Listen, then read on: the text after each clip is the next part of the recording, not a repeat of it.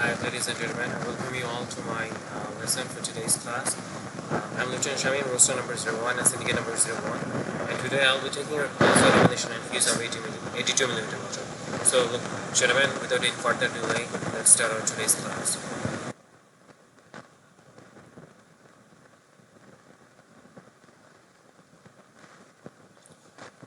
So, the lesson objectives, the outcomes.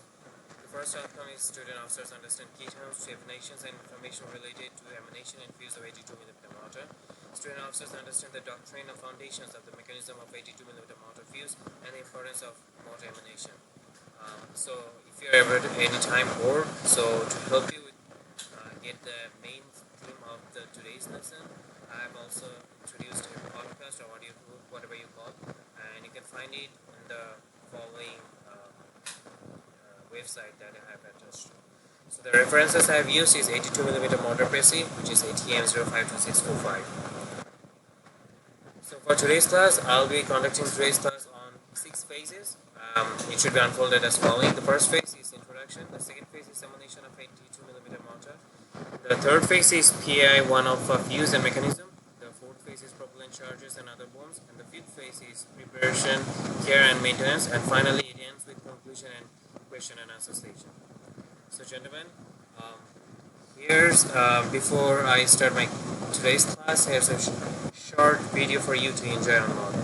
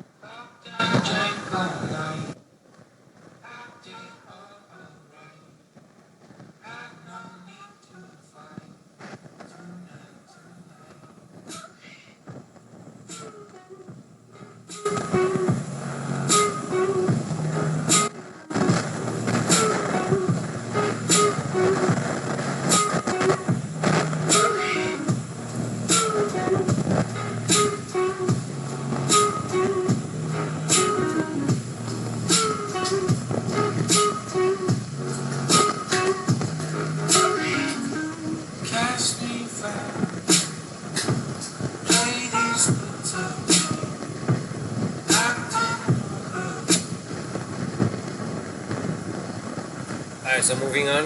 So for the introduction part. So bombs and shells are double-edged explosive devices. The way they are designed to destroy the enemy and material. The same way it may cause damage to own troops and material if not handled properly. That's why we need thorough knowledge about the emanation and fuses of 82mm mortar. So gentlemen, there are two types of emanation. The first one is service emanation and the second one is training emanation. Now service emanation is three types. The first one is H or high explosive, second one is smoke bomb, and finally the third one is illumination.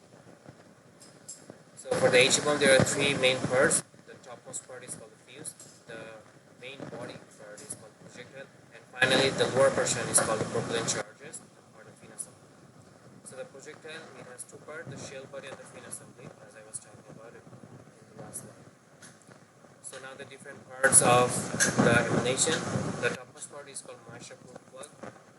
The band is called corolla, that is on the top part of the main body. Then inside you have the HE filling, and the cover of the HE filling is called the shell body. And then on the lower portion of the body is the hollow shaft. And then finally, in the fin assembly, you have flash fan, that is a number of pores as you can see. And then finally at the end, it is the fin blades which gives the flight and guides the emanation in flight. So let's come to the fuse part now. Fuse, it is found on the topmost part and it is used to detonate the HE fillings in the shell body. There are different types of fuses, but for this specific class we'll be using Pi1 alpha that is used for the motor. The basic components or parts for all the fuses are almost same except certain modifications and variation in shape. So because we'll be studying Pi1 alpha fuse, let's study the properties of this fuse. So the first property is it is super quick detonating fuse with detonator separation safety device. The second one is safety falling height of 3 meters. Total length is 71.31 millimeter to 74 millimeters. And the weight is approximately around 110 grams.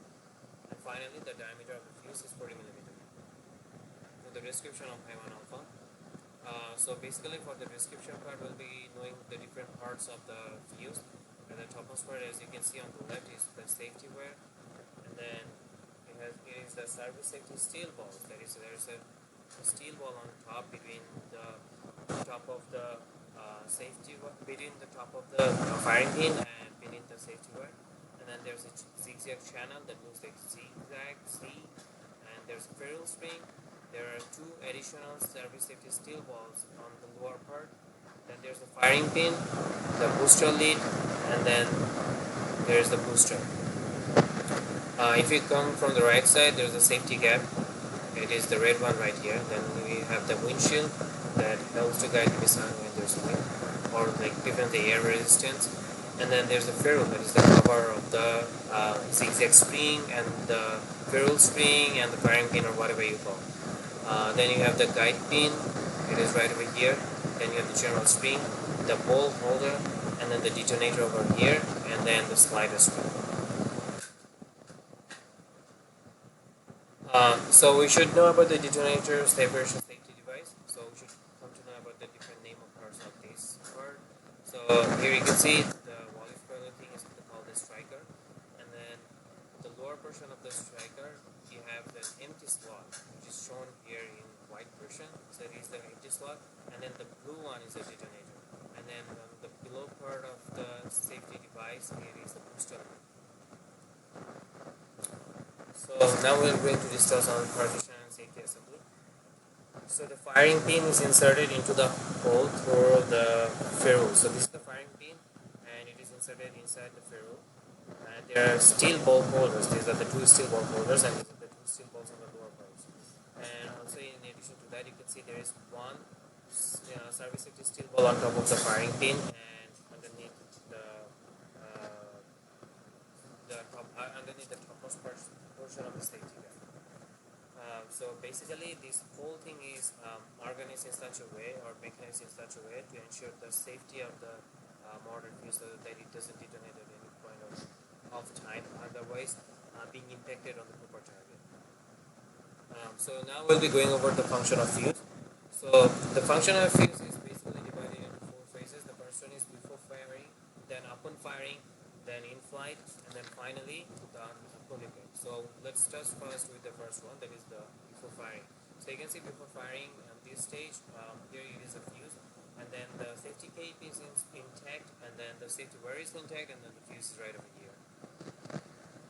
So as you can see, before firing we take out the safety wire, and you can see from the animation that the safety wire has been removed, and then we take out the safety cap.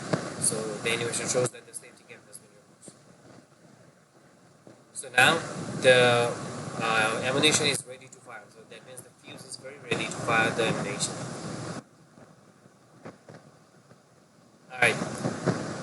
So what happens before firing? There are three different things that happens in before firing that I need to mention. So the first thing is one steel ball is in between firing pin, head, and ferrule. So if we go over the photo, one steel ball is on top of the firing pin head and below the ferrule. Another two steel balls are inside the steel ball holder beside the RG cells. So if we're going back, then you can see that there are two steel ball holders below the RG cells. And then the second point that I need to tell you is that the firing pin is inside the empty slot of the slider.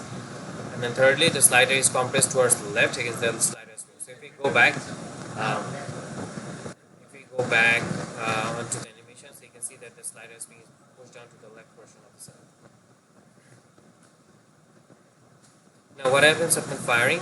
As you can see, upon firing, the topmost steel ball, it gets over, or it falls down, and then the ferrule comes downward.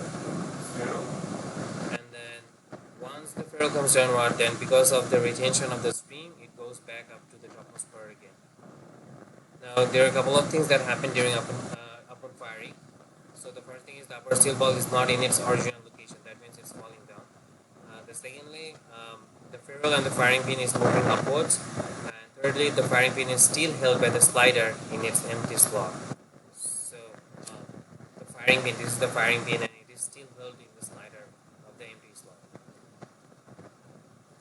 In flight, so what happens in flight? As you can can see from the animation that the ferrule has extended upwards. And at the same time, as you can see that the firing pin has been removed from the empty slot and it goes over the empty slot. At this point, the two steel balls fall on the two sides of the slider, and then the slider moves towards left because of the spin retention. So a couple of things happen in flight. The first thing is the lower two steel balls fall aside due to the pressure given by the arches. As we have seen in the animation, the firing pin and the ferrule are in the topmost position due to the upward pressure given by the ferrule spin.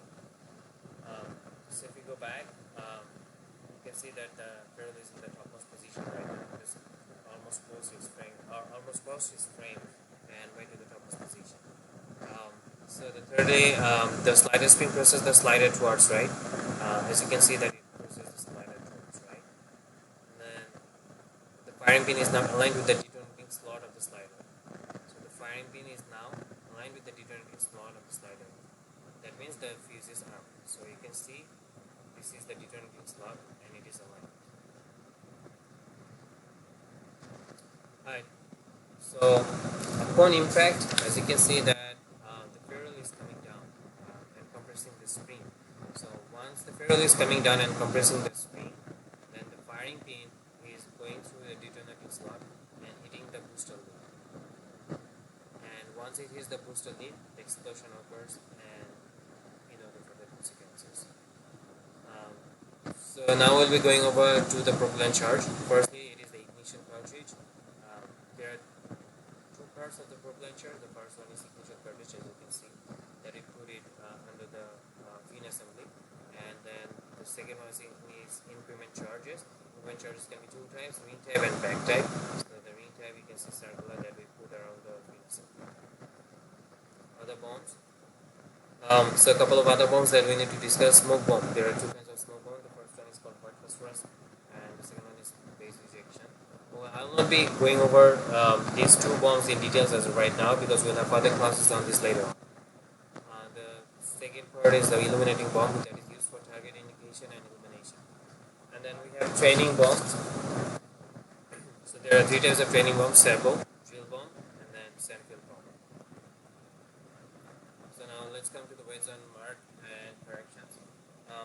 So what happens in this case that when the bombs are manufactured in the factories, there remains some discrepancies in the weight, and that discrepancy is marked on the shell body as per the variation. So if it is plus minus, that indicates that the weight of the bomb is accurate, and if it is plus, that indicates that the weight is more, and if it is minus, then that means the weight is less.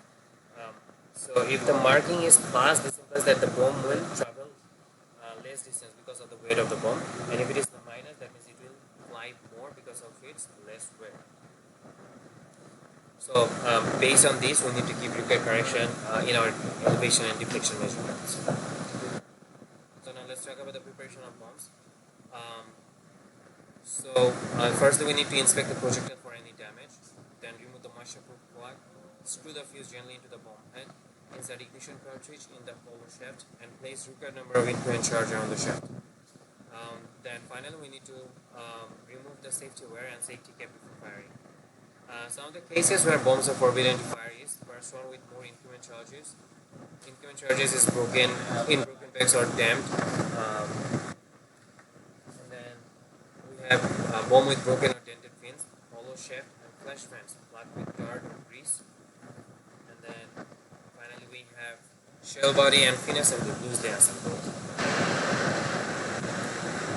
Then moving on, we have damaged fuse. So if you have a damaged fuse, in that case too, bombs are forbidden to fire. So now let's jump over to care and storage. So this is actually our last part of our today's lesson. So care and storage can be of two types. Firstly, it is indoor care. If it is indoor care, then room should be dry and ventilated and convenient for keeping sentries. And then boxes stacked by type and lot number. Stack should not exceed 2 meters in height. And I have attached a photo onto that. You can see that how the different types of emanations are stacked according to their lot number and type. Then the second thing we have is protection against dampness and heat. So for this reason, we need to stack the bottom of the boxes by raising it a little bit and also keeping it away from the sides because the walls may be getting damp or the top of the ceiling may be getting damp. So that's why we need to maintain this kind of regularity. And then secondly, we have when the temperature